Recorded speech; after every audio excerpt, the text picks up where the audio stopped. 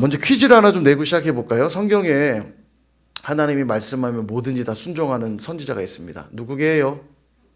예, 학계. 학계. 좀 반말하는 게 좀 찝찝하긴 한데, 예, 언제든지 얘기하면, 예, 학계. 예, 학계. 자, 우리가 늘 학계와 같았으면 좋겠습니다. 못한다 하지 마시고, 예, 학계. 근데 좀 반말이라 좀 찝찝해요. 그죠? 할게요. 이래야 되는데, 학계. 네. 웃자고 했는데 웃어주셔서 감사합니다. 자, 보시면 1장 1절에 보면요, 이 학계, 스가랴, 말라기는 다 포로기 이후의 선지자들입니다. 예, 역사를 기억하시면 돼요. 창출, 레민신, 수산룻, 삼상아, 왕상아, 대상아, 스느에까지가 역사서라고 그랬죠. 스느에까지가 기록의 끝이라고 보시면 돼요. 역사의 기록은. 그리고 그 사이사이에 지금 이야기들이 다 들어가는 건데, 마지막 선지서라고 하면 학계, 스가랴, 말라기고요. 이들은 포로기 이후 바벨론 포로로 잡혀가 70년 동안 포로로 있다가 돌아오잖아요. 돌아온 다음에 쓰임받은 선지자들입니다. 그러니까 이들의 포인트는 주로 어디에 있냐면 성전 재건에 대한 메시지를 주는 것에 있고요. 그 다음에 마지막 시대에 대한 예언, 이런 것들이 주로 있다 보시면 되겠습니다. 오실 메시아에 대한 예언, 이런 것들이 있어요. 그렇게 머릿속에 집어넣고 기억하시면 되겠는데요.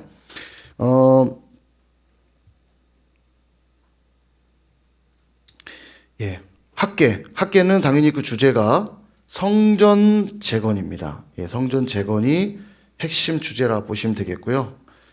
1장 1절을 보면 다리오 왕 제2년 여섯째 달, 옆에 숫자를 쓰면 도움이 된댔죠. 2년 6월 1일, 초하루니까 1일이에요. 2년 6월 1일.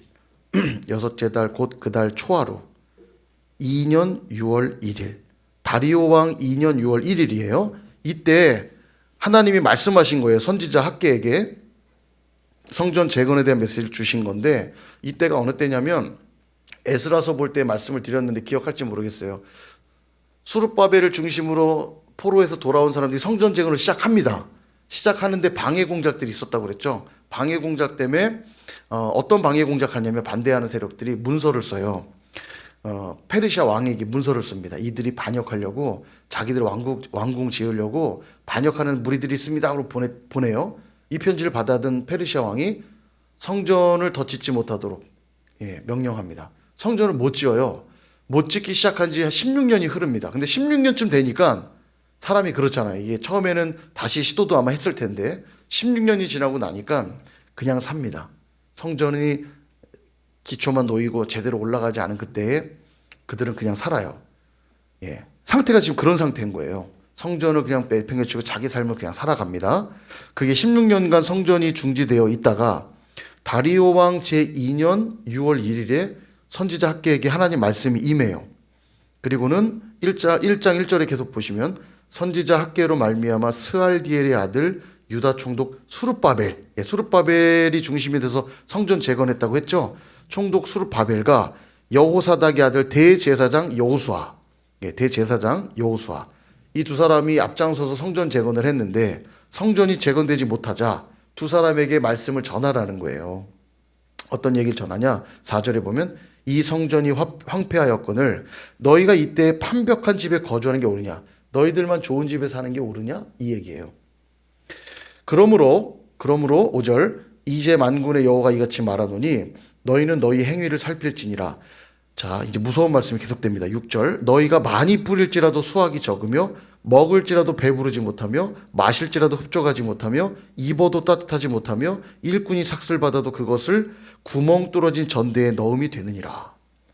성전을 재건하는 이 중요한 일들을 먼저 하지 않고 너희들이 산다면 너희들의 삶이 이렇게 될 것이다 말씀하세요. 그러므로 어떻게 해라? 8절 너희는 산에 올라가 나무를 가져다가 성전을 건축하라. 그리하면 내가 그것으로 말미암아 기뻐하고 또 영광을 얻으리라. 여호와가 말하였느니라. 이게 이제 핵심 구절입니다. 학개서에 성전을 재건하라는 거예요. 너희들만 편안하고 좋은 집에서 그냥 살지 말고 성전을 먼저 짓는 일에 힘써라. 신앙을 회복하라는 메시지라고 보시면 되겠어요. 건물을 올리라고 하는 단순한 메시지 이상의 의미가 있는 거죠. 여러분 성전은 총 3번 지어지거든요. 맨 처음에 지어졌던 성전은 솔로몬이 지었던 솔로몬 성전. 근데 솔로몬 성전은 바벨론에 의해 완전히 회파되죠. 그리고 포로에 돌아왔던 자들이 세웠던 성전이 제2성전인데 수룹바벨 성전이라 불러요. 수룹바벨이 앞장서서 지어서 수룹바벨 성전. 그 다음에 나중에 헤롯이요. 이 수룹바벨 성전은 되게 초라했거든요.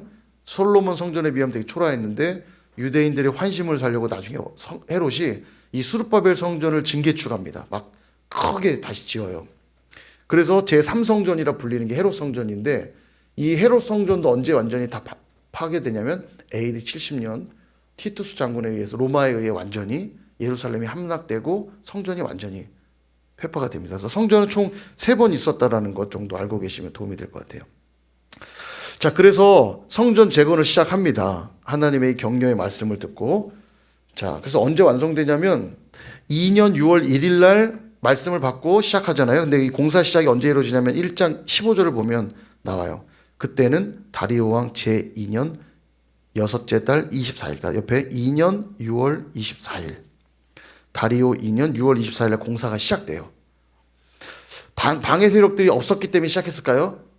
아닙니다. 여전히 방해 세력은 있었어요. 그리고 그들에게 지금 뭐가 없었기 때문에 공사를 멈춰 있던 거예요? 한번 맞춰보실래요? 뭐가 없었을까요? 지금 뭐가 임하니까 공사가 시작됐죠? 말씀이죠. 그렇죠. 말씀이죠. 그러니까 그동안 말씀이 없었던 거예요. 하나님 말씀 안 하셨다는 뜻이 아니라 그들 안에 말씀이 없는 겁니다. 여러분, 우리 성전이 항상 회복되기 위해서는 항상 말씀이 재료라고 말씀드렸잖아요. 하나님 말씀이 임하면 시작돼요. 지금 말씀이 임하니까 학계 선지자를 통해 말씀이 임하니까 다시 공사가 시작돼요. 방해가 없던 게 아닙니다. 시작이 되는데 나중에 이 스가랴서 뒤에 보겠지만 그런 얘기가 나와요. 큰 산은 무엇이냐? 여호와 앞에 평지가 될지어다 이런 게 나오거든요. 큰 산과 같은 것이 가로막고 있어요. 여전히 성전을 짓는 일에 방해 공작들을 계속해요. 문서를 보내고 이들은 또 공작을 시작합니다. 막 또 문서를 보내고 방해 공작을 해요. 그런데도 하나님이 기적 같은 현상들을 막 보여주시거든요. 이따가 그럼 보도록 하겠고요. 그래서 두 번째 말씀이 임합니다. 2장 1절에 보면 첫 번째 음성은 성전을 재건하라. 두 번째 말씀이 또 임하는데 언제냐면 2장 1절 일곱째 달 곧 그 달 21일 그러니까 7월 21일 2년 7월 21일 그렇게 표시하면 되겠죠. 두 번째 말씀이 임해요. 두 번째 말씀 임하는데 그 핵심은 뭐냐? 8절과 9절 한번 읽어볼까요? 역시 암송 구절인데 중요한 구절인데 시작. 은도 내 것이요 금도 내 것이라 만군의 여호와의 말이니라. 이 성전의 나중 영광이 이전 영광보다 크리라. 만군의 여호와의 말이니라. 내가 이곳에 평강을 주리라. 만군의 여호와의 말이니라. 아멘. 예. 역시 성전 재건에 대한 말씀도 또 주시고요. 그 다음에 10절에 보시면 또 다리오 왕 제2년 9째 달 24일이니까 9월 24일 그렇게 또 표시하시면 되겠습니다. 2달 정도가 지나서 또 말씀을 주세요. 2년 9월 24일 날. 근데 이번에 말씀이 뭐냐면 나중에 읽어보세요. 내용은 뭐냐면 성전 건물을 올리는 게 중요한 문제가 아니다. 성전 안에서 드려질 예배의 그 본질 정말 진짜 제사를 드리는 게 중요하다. 그걸 강조해요. 세 번째 메시지입니다. 그다음 마지막 네 번째 메시지는 언제냐면 20절에 보면 그달 24일 그러니까 같은 날이에요. 9월 24일 같은 날 말씀이 한 번 더 임하는 겁니다. 한 번 더 말씀하시는데 이 내용은 뭐냐면 미래에 있게 될 영광 회복에 대한 메시지 주시는 거예요. 자, 읽어보시면 되겠습니다. 이렇게 크게 메시지가 4개가 있다는 거 보시면 되겠습니다. 자, 스가랴 역시 스가랴도 성전 재건의 포인트가 있고요. 스가랴의 좀 더 핵심은 메시아 대망이 들어있어요. 이사야서 다음으로 메시아 예언이 많습니다. 예, 그래서 이따가 찝어드릴게요. 스가랴에는 독특한 게 8개의 환상이 나오거든요. 1장부터 6장까지 총 8개의 환상이 나와요. 예, 그 환상을 중심으로 이야기들을 풀어가는데요. 읽어보시면 되겠고요. 역시 1장 1절에 보면 다리오 왕 제2년 8째 날 그러니까 2년 8월 그죠? 2년 8월 며칠인지 모르지만 2년 8월 아까 학계는 언제 받았죠? 2년 6월 그죠? 그러니까 비슷한 시기에 활동했다는 거 알 수 있죠. 학계와 스가랴 이 두 선지자가 말씀을 계속 전한 거예요. 성전을 재건해야 된다. 그거 하나님 기뻐하시는 일이다. 이렇게 말씀한 거예요. 자, 이걸 그 문자 그대로 적용해서 지금도 우리가 건물을 지어야 된다. 예, 그게 핵심 메시지가 아닙니다. 성전은 뭐라고요? 나잖아요. 우리고요. 예, 항상 그거 잊으시면 안 됩니다. 건물은 필요해요. 안 중요한 건 아닙니다. 우리가 교회로서 활동하기 위해 건물이 필요하지만 건물이 성전은 아니에요. 예, 근데 이거를 목회자들이 그렇게 적용해서 막 봉헌하자 하면서 자꾸 건물을 만들고 건물을 올리고 막 여기에 집중하는데 하나님이 본질적으로 요구하시는 건 건물이 아닙니다. 성전된 나예요. 성전된 우리. 건물은 멋지게 해준데 맨날 미워하고 있고 분쟁 일어나고 다툼. 그 무슨 성전입니까? 성전은 우리인데. 주님이 거기 거하시겠다고 했는데 거할 수가 없어요. 맨날 다투고 미워하고 시기하고 욕심으로 가득 차가지고 건물은 화려한데 그건 성전이 아니에요. 그러나 뭐 건물은 작아도 그 안에 사랑이 있고 화평이 있고 막 예배가 있고 기도가 있고 그게 성전입니다. 이거를 우리가 이제 기억해야 돼요. 오늘 우리에게 성전을 재건하라 말할 땐 그런 의미라 이해하시면 되겠습니다. 그러니까 말씀이 없고 기도가 없고 주님을 예배하는 삶이 없다. 그럼 성전이 아니라고 볼 수 있죠. 거기는 어디냐면 새벽 말씀처럼 강도의 소굴이다. 하나님을 이용하려고 하는 거죠. 나 잘 먹고 잘 살아야 되는데 하나님 안 믿으면 저주받을까 봐 잘 먹고 잘 살아야 되니까 하나님을 믿는데 말씀도 없고 기도도 없어요. 그럼 성전은 아니고 하나님 가지고 장사하려고 하는 거죠. 그죠? 그러면 이제 안 된다. 그래서 강도의 소굴이다. 그 말씀이에요. 그러므로 성전 청결을 오늘도 우리가 다시 해야 됩니다. 우리 안에 말씀을 회복하고 기도를 회복하고. 스가랴 볼게요. 스가랴는 굵직하게만 보면 됩니다. 1장부터 6장까지 8개 환상이 있다는 거 기억하시고요. 이때 중요한 암송 구절, 포인트 구절 하나만 볼게요. 4장 6절. 빨간 줄 그으셔야 됩니다. 너무 중요한 말씀이에요. 너무 중요한데 자, 한번 읽어보게요. 4장 6절 시작. 그가 내게 대답하여 이르되 여호와께서 스룹바벨에게 하신 말씀이 이러하니라. 만군의 여호와께서 말씀하시되 이는 힘으로 되지 아니하며 능력으로 되지 아니하고 오직 나의 영으로 되느니라. 아멘. 우리 잘 아는 말씀이죠. 오직 나의 영으로 되느니라. 성령으로 되느니라. 지금 스룹바벨에게 말씀해 주고 있어요. 그는 성전을 지금 재건해야 될 책임이 있거든요. 학계 선지자도 와서 얘기하죠. 스가랴도 와서 얘기하죠. 성전을 재건하라. 그런데 이것은 힘으로 되는 것도 아니고 능력으로 되는 것도 아니다. 뭘로만 된다? 나의 영으로 된다. 성전은요, 성령으로 지어지는 거예요. 성령께 의지해야 됩니다. 이 말씀 듣고 이제 재건을 시작하는데요. 아까도 말씀드렸지만 방해 공작은 여전했어요. 그리고 편지를 씁니다. 페르시아 왕에게 이들이 또 시작입니다. 작당합니다. 냅두면 안 됩니다. 막아야 됩니다. 막 편지를 또 보내요. 그게 통했잖아요. 또 보내요. 그러나 하나님의 은혜를 베푸셔서 다리오 왕에게 역시 서신을 이들이 써요. 그렇지 않다. 우리가 그냥 짓는 게 아니라 우리 성전을 지으려 하는 거고 이 성전을 짓는 것 역시 고레스 대왕께서 칙령을 내려주셔서 시작했던 일이다. 보내요. 근데 다리오가 딱 편지를 받고는 그래, 야, 앙메다 그 궁성에 있는 창고에 문서 좀 찾아봐. 찾아봤더니 고레스 대왕의 문서를 찾은 거예요. 진짜 이거 성전 지으라는 명령이 있네? 이걸 찾아요. 그러니까 이런 게 다 하나님의 섭리죠. 그러니까 여전히 방해 공작도 있고 여전히 환경은 어려웠는데 말씀에 의지하여 성령에 의지하여 성전을 다시 짓겠다고 하기 시작하자 큰 산이 뭐가 돼요? 평지가 되고 있는 거예요. 그런 의미예요. 평지가 되리라 그건 장애물을 없어주겠다는 뜻보다 그 산을 넘어서고야 말게 하시겠다는 그런 의미예요. 이 산으로 들리워 이 산으로 옮겨지라면 옮겨질 것이요. 그 얘기가 정말 원적산이 저쪽으로 간다는 뜻이 아니라 내 앞에 분명 그게 큰 산과 같았는데 하나님의 역사하면 그게 평지처럼 된다는 거예요.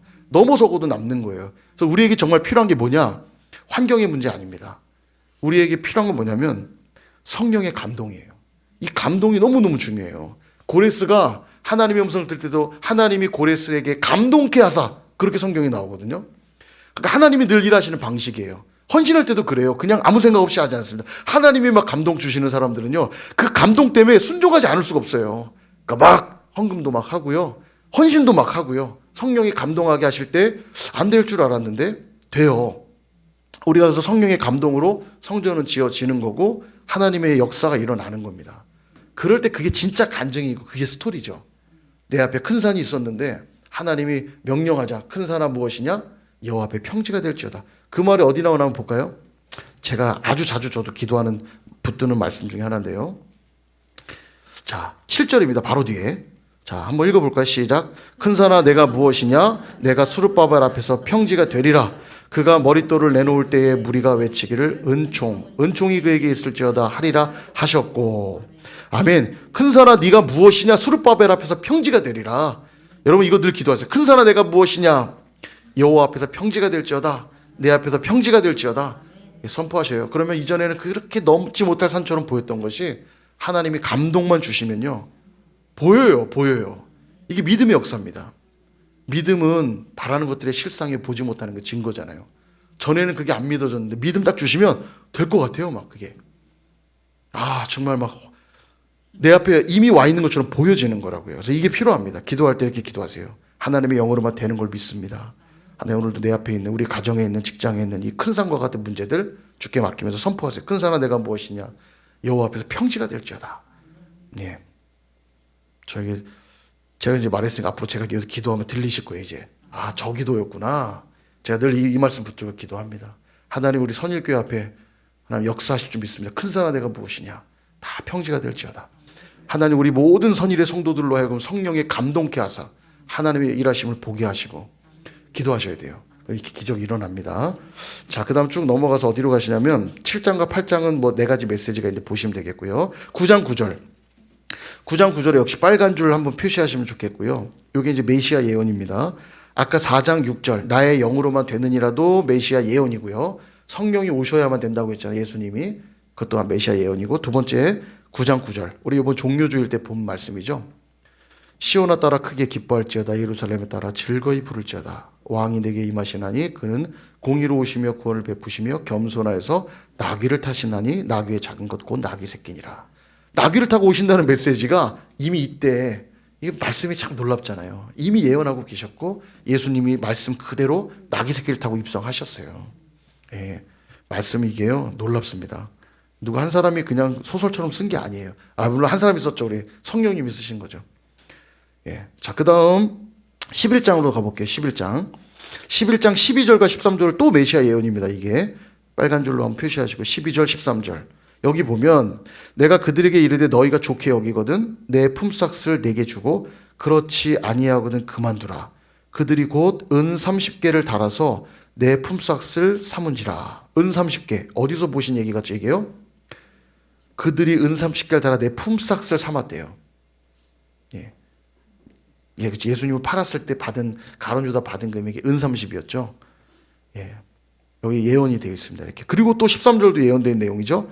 여호와께서 내게 이르시되 그들이 나를 헤아린 바 그 삭을 토기장에게 던지라 하시기로 내가 곧 그 은 30개를 여호와의 전에서 토기장에 던지고. 나중에 가룟 유다가 돌려주니까 야 그거 그냥 네가 알아 처리해. 그거 왜 우리한테 돌려줘?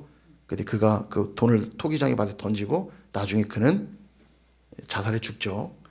그 다 예언되어 있는 말씀들입니다. 메시아 예언들이고요. 그 다음 13장 7절 볼게요. 이것도 메시아 예언인데 13장 7절. 그러니까 스가랴서의 메시지는 두 개입니다. 성전 재건에 대한 메시지와 메시아 대망. 이 두 가지가 큰 핵심 메시지인데 13장 7절에 보면 만군의 여호와가 말하노라 카라 깨어서 내 목자 내 짝된 자를 치라. 목자를 치면 양이 흩어지려니와 작은 자들 위에는 내가 손을 들이우리라. 예수님이 이 말씀을 근거로 뭔 얘기하냐면 너희가 다 나를 버릴 것이다. 마태복음 26장 31절에 나와요. 거기 보면 너희가 다 나를 버리리라. 제자들이 정말 다 도망가죠. 예수님의 십자가 앞에서 예언의 말씀대로 됩니다. 자, 스가랴 이렇게 읽어보시면 될 것 같고 이제 말라기 넘어갈게요. 말라기가 이제 마지막 이제 선지자입니다. 그러니까 말라기 이후로 하나님이 선지자를 보내시질 않아요. 말라기가 활동했던 시기가 대략 역시 BC 5세기 5세기경 6세기 5세기경 요쯤이니까 예수님이 그 다음 오셨던 선지자라고 한다면 세례 요한이잖아요. 그러니까 예수님의 시대니까 대략 한 400년 이상이 선지자가 없었던 거예요. 그러니까 이때를 중간기라고도 부르고 암흑기라고도 불러요. 이 400년의 시간을. 말씀이 없는 거예요. 하나님이. 마지막에 메시아 예언의 말씀들 같은 건 던져주셨는데 없으니까 이들이 자연스럽게 안에 뭐가 생겨요? 메시아 대망이 생길 수밖에 없죠. 도대체 이 메시아는 언제 온단 말인가? 400년간 목마른 거예요. 지금 400년 빼면 대충 1600년 되거든요. 뭐예요? 조선시대에 막 상상하면 되게 옛날이에요. 그 오랜 시간을 예언의 말씀 붙잡고 버티는 겁니다. 400년을요. 그리고 세례 요한이 왔을 때 얼마나 흥분했겠어요. 이게 웬 선지자인고 드디어 우리에게 메시아가 오나 보다. 예, 그러니까 그 메시아 대망했는데 자기들이 꿈꾼 메시아였죠. 그러니까 예수님이 입성할 때 너무 좋아했는데 종려나무 흔들면서 드디어 400년 전에 예언되어 있던 그분이 오셨다 막 좋아했는데 자기들 뜻과 다르니까 못 박아라 이렇게 된 거죠. 저희가 그 주간을 보내고 있습니다. 자, 말라기도 볼게요. 말라기에도 중요한 메시지가 많은데요. 다 읽어보시고요. 말라기에서, 자, 여기 지금 책을 좀 보시면요. 지금 화면에 나가고 있죠. 보시면 1장은 제사장들의 죄를 지적합니다. 그 다음 백성들의 죄를 지적해요. 그러니까 말라기에서 지적하는 죄의 좀 핵심은 예배와 제사와 관한 것들을 지적을 많이 해요. 왜냐하면 당시에 성전을 섬겨야 될 제사장들과 레위인들이 성전에 없는 거예요. 성전에서 제대로 봉사를 안 하고 다 먹고 살 길 찾아 다 떠난 겁니다. 그러니까 그들의 죄를 먼저 지적해요. 근데 그 죄가 또 누구에게 연동되어 있는 죄냐면 백성들과 연동되어 있는 거죠. 그 핵심 중에 하나를 뽑으라고 한다면 3장 10절입니다. 우리 3장 10절 한번 읽어볼까요? 3장 10절 시작. 만군의 여호와가 이르노라 그것으로 나를 시험하여 내가 하늘 문을 열고 너희에게 복을 쌓을 곳이 없도록 붙지 아니하나 보라. 아멘. 예, 우리가 잘 아는 11조에 관한 말씀입니다. 이 말씀을 지금 왜 하고 계시냐면 왜 제사장들 레위인들이 다 성전을 버리고 다 자기 먹고 살 길 찾아 갔냐면 성도들이 11조를 안 하는 거예요. 그러니까 하나님께 마땅히 드려야 될 것들을 드리질 않으니까 이들은 기업이 없기 때문에 자신들은 땅이 없잖아요. 먹고 살 길이 없는 거예요. 이게 뭐 거제도 드리고 요제도 드리면 뒷다리도 들어오고 이 가슴살도 들어오고 그래서 그거 먹고 그걸로 생활하는 건데 또 10의 1을 드리면 그 10의 1로 생활을 하는 건데 하나님께 드려야 될 걸 안 드려요, 백성들이. 그러니까 먹고 살아야 되니까 막 장사하러 가고 다른 데로 간 거예요. 그러니까 성전을 섬길 사람이 없는 거예요. 그러니까 복을 주실 수 있습니까, 없습니까? 복을 줄 수가 없잖아요. 그러니까 이 얘기를 하는 거예요. 너희가 11조를 해봐라. 하나님이 복을 부어주시나 안 부어주시나. 그러니까 결국 복은 하나님을 예배할 때 우리가 받는 것인데 예배하고 그분을 찾고 구할 때 복을 받는 건데 이거 단순히 11조를 하라는 1차적인 메시지가 아니에요. 이것을 통해서 예배가 회복돼야 되는데 예배는 누구만 그 예배를 관장하고 섬기냐면 여기 지금 제사장과 레위인들이 있어야만 되거든요. 근데 그들이 없어요. 근데 왜 없냐면 11조를 안 해서. 그래서 11조를 하라는 거예요. 하나님께 드려야 될 걸 마땅히 드려야 한다. 하나님이 복을 부어주실 것이다. 그래야. 예배를 회복하라는 메시지예요. 핵심적으로. 이게 중요하고요. 그들이 얼마나 타락한 가운데 있었다는 거 알 수 있죠.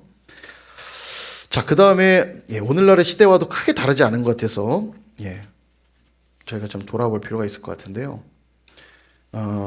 말라기에도 예언의 말씀들이 몇 개 있어요. 3장 1절을 보면요.